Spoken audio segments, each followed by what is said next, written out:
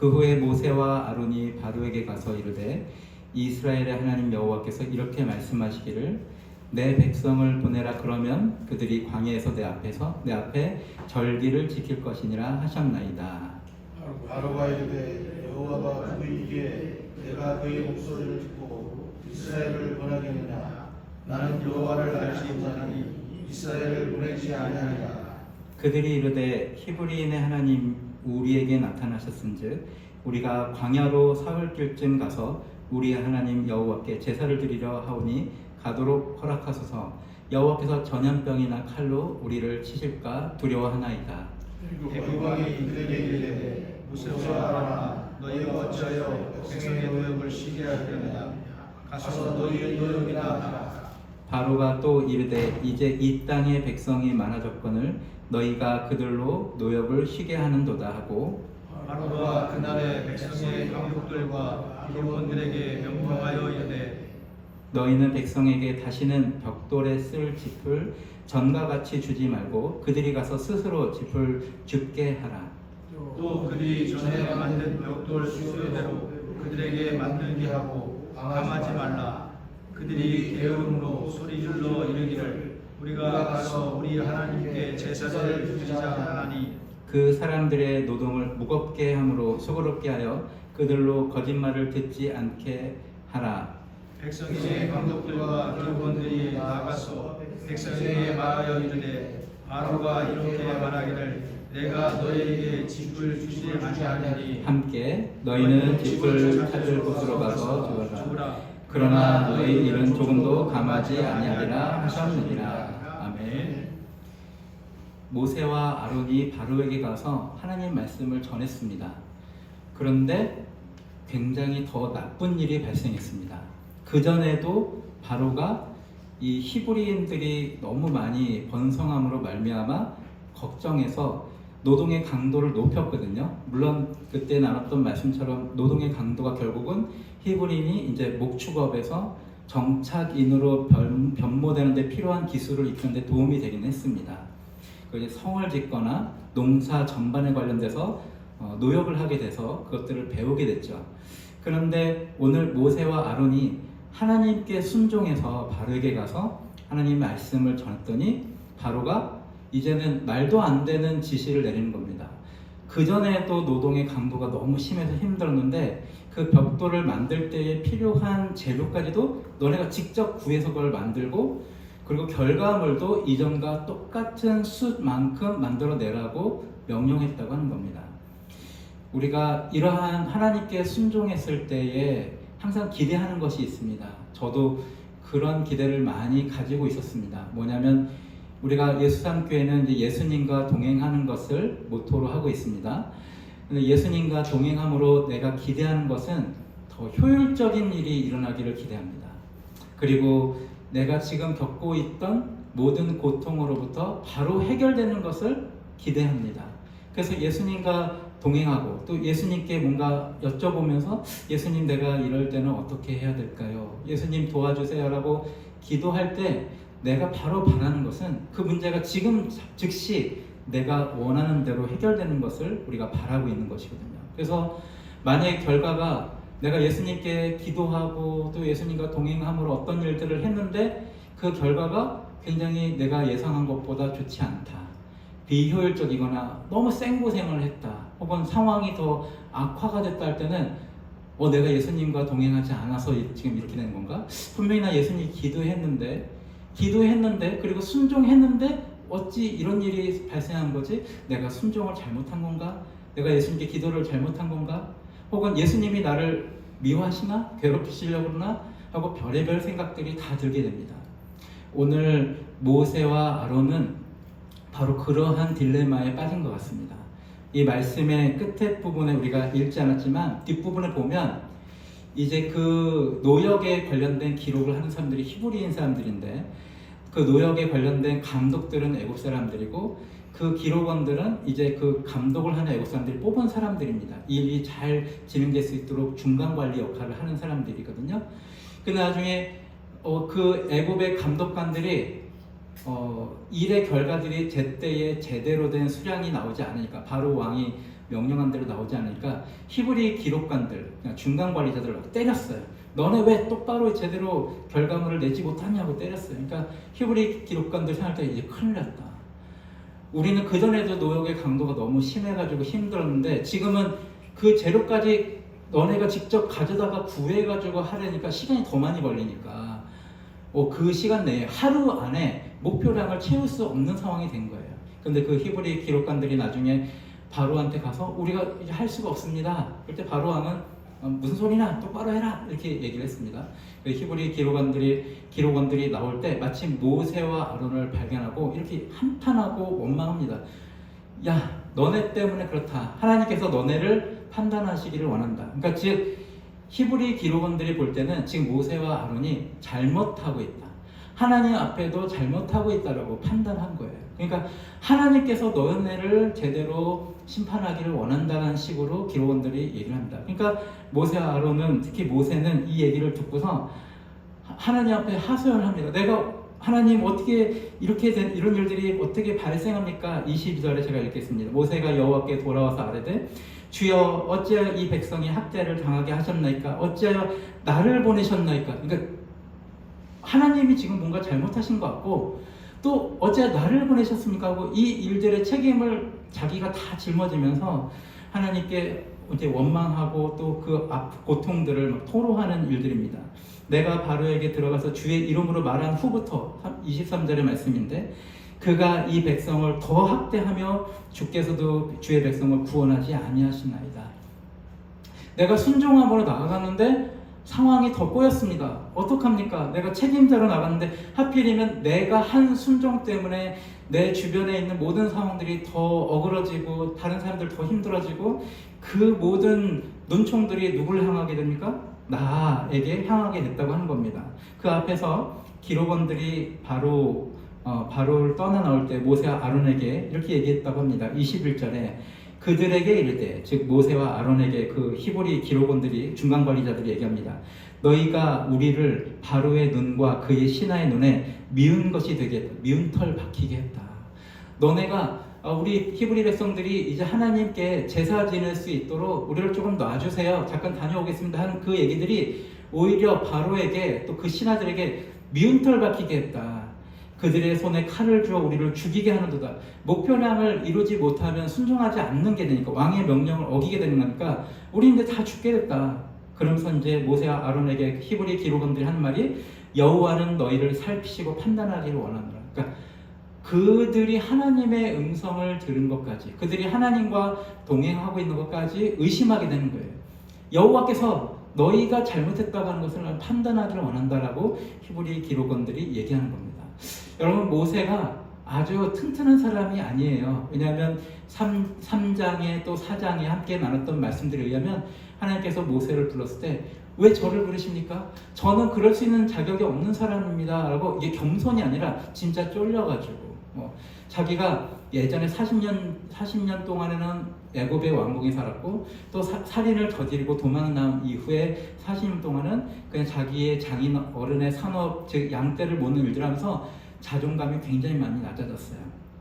그 안에서 이렇게 겸손하게 내려놓고 하나님께서 시키는 대로 순종하겠습니다라고 하는 이 선순환이 이루어지지는 않았습니다. 왜냐하면 광야 40년 동안 하나님과 함께함으로 뭔가 다듬어진 것은 아니었기 때문에 그래요. 그냥 자기의 연민과 또 이제 나는 앞으로 아무 소망도 없다고 하는 것으로 완전히 무너진 상태이지, 마치 다윗처럼 양떼를 키우면서 여호와는 나의 목자시니 하면서 언제든지 골리앗 앞에 나갈 수 있는 그런 신앙을 가진 것이 아니라 광야 그 40년 동안 그냥 자기가 완전히 무너지는 걸 경험한 거예요.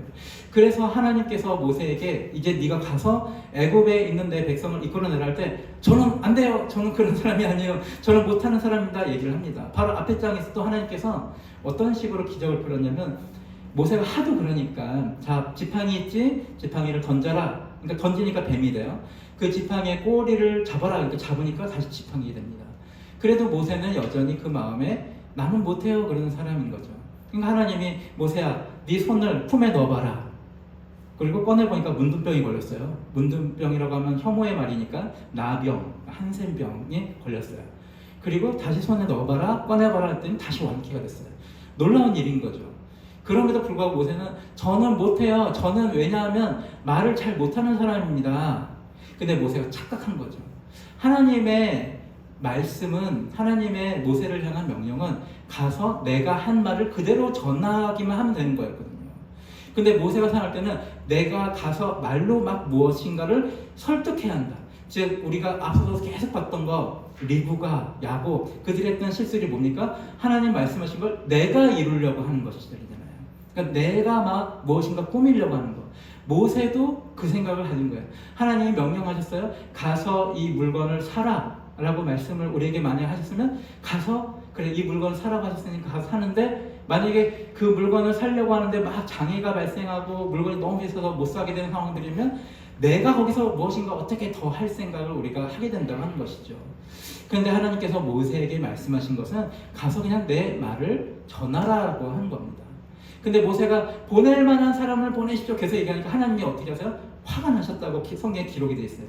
우리 같아도 여기 계신 분들에게 하나님께서 막 두 가지 그런 기적을 막 보여주시고 하나님 직접 말씀하시면 아마 여기 계신 분들은 더 잘 하실 수 있는 분들이라고 생각합니다.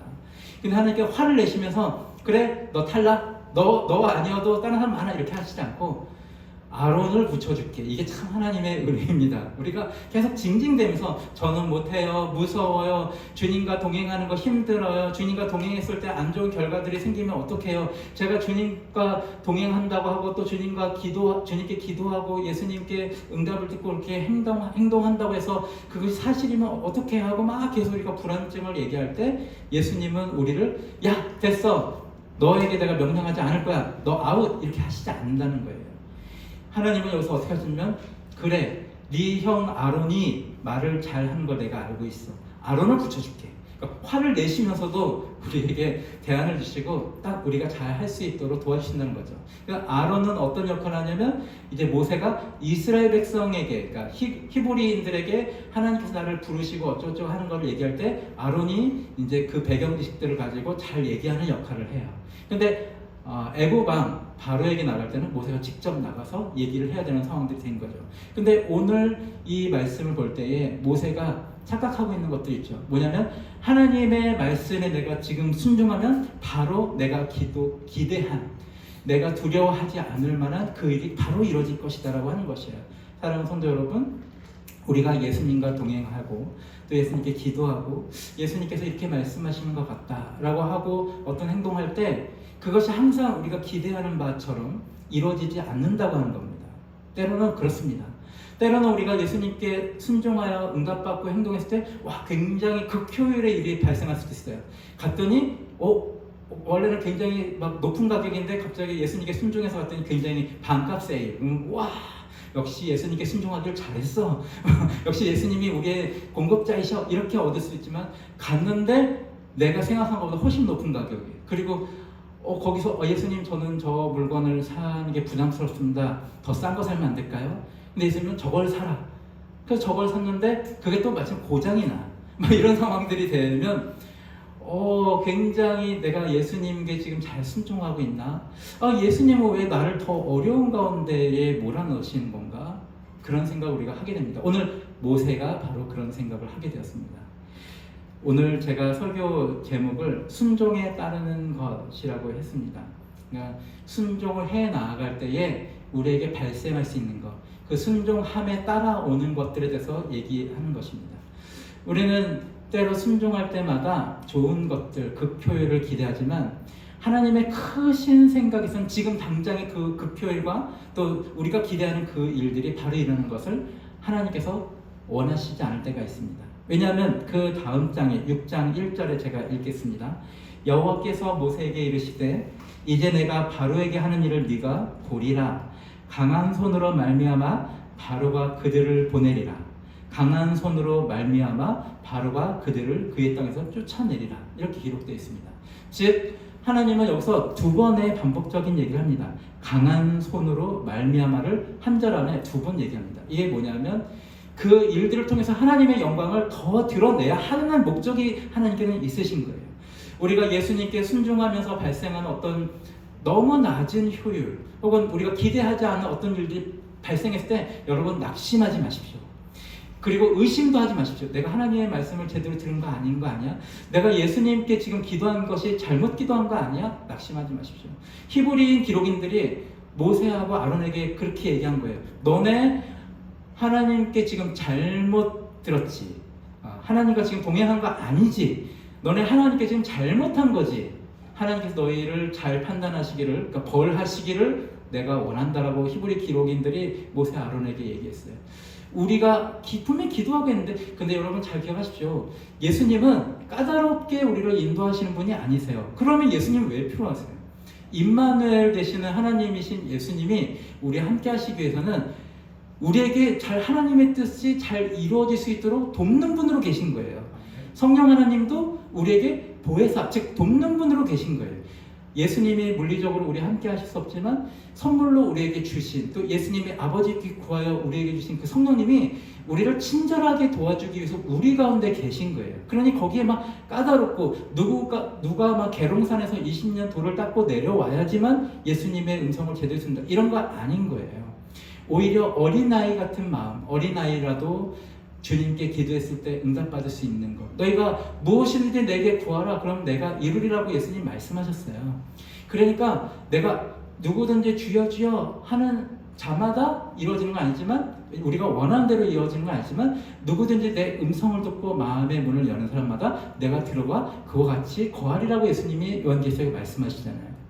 그러니까 예수님과 동행하고 예수님과 기도함으로 교제하는 것이 어렵지 않다라고 하는 것을 우리가 마음에 받아들여야 합니다.